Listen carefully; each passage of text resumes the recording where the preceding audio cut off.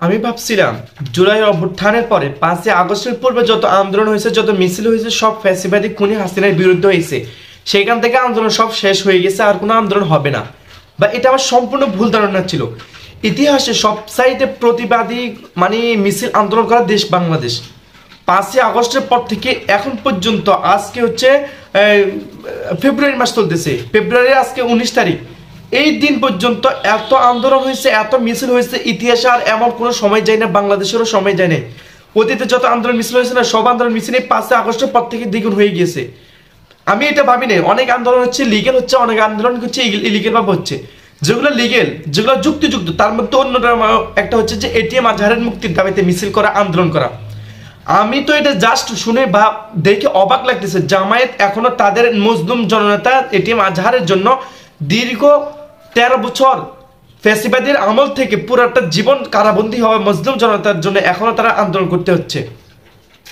এই দেশে যদি একটা নাগরিক, একজন সুস্থ মস্তিষ্কের মানুষ, একজন সাধারণ জনগণ বা একজন অন্য দলের একজন নেতা, সে যদি এই দেশে অন্য ফ্যাসিবাদী যদি হাসিনার আমলে গ্রেফতার হওয়া প্রত্যেকটা, আমি শুধু এটি মাঝে কথা বলতেছি না, হাসিনার আমলে যতজন গ্রেফতার হয়েছে প্রত্যেকটা লোকজন তো এখন অনিয়াসে কি করা মুক্তি দেওয়ার কথা ছিল।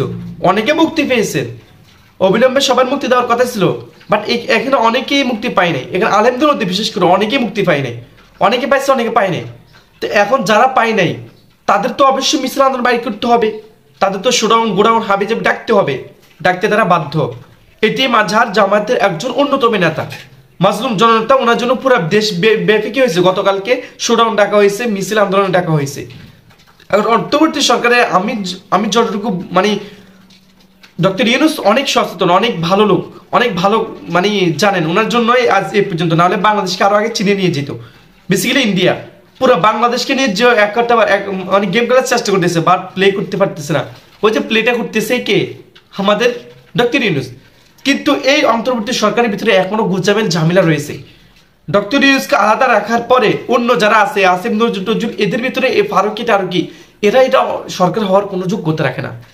এই অন্তর্বর্তী সরকারের কাস্টডিতে যা আছে, যে আসিফ নজরুল, এ তো সাদি সাহেবের ফাঁসির জন্য কি করছেন, সাদি সাহেবের ফাঁসির পিছনে হাত রয়েছে ওর রয়ের এজেন্ট।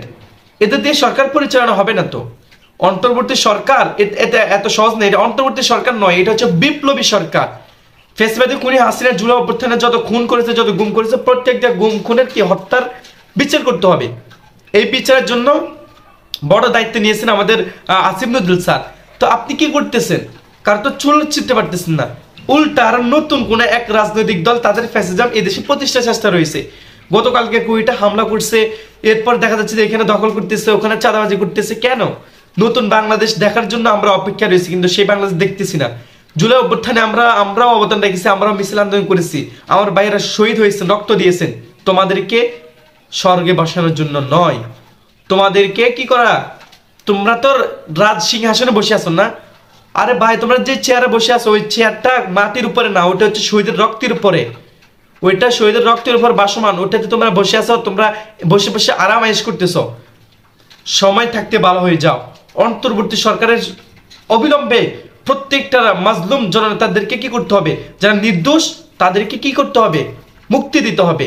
এবং খুনি হাসিনা যাদেরকে নির্মম নির্যাতন করে শহীদ করেছেন, যাদেরকে হত্যা করেছেন, প্রত্যেকটা শহীদ পরিবারকে কি করতে হবে, রাষ্ট্রীয়ভাবে যত হেল্প করার দরকার হেল্প করতে হবে।